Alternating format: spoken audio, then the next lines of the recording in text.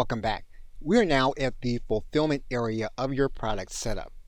It's here where you're going to determine how your customer is actually going to receive your product. You're going to want to make sure that you put in a support URL that will be in your customer's invoice or receipt.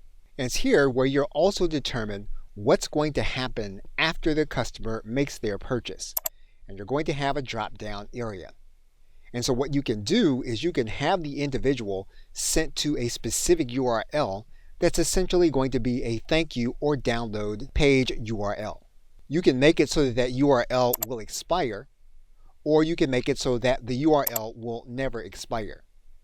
What you're then going to do is to write in a success URL. You will create your download page. You will then copy the link, and you will place that link inside of the success URL area. This is where the customer will click to immediately after their purchase. You can also send them or add them to a membership site that you already have connected to your Thrivecart account.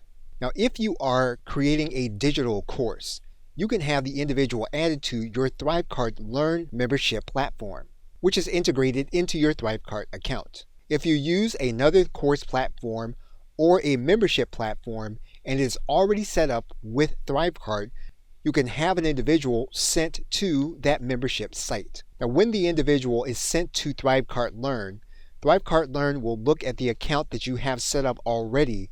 It will look for the existing products and give you a selection that you can choose.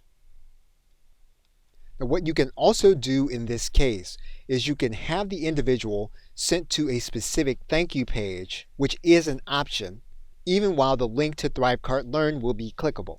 So if you set up a page that were viewable, you can take that page and place it inside of your Thrivecart account. You can then click Next. We are now at the checkout area, but what we're going to do first is we're going to go back to the fulfillment area so that we can look at the process of connecting a membership platform. Okay, so with that, thanks, and I will see you in another video.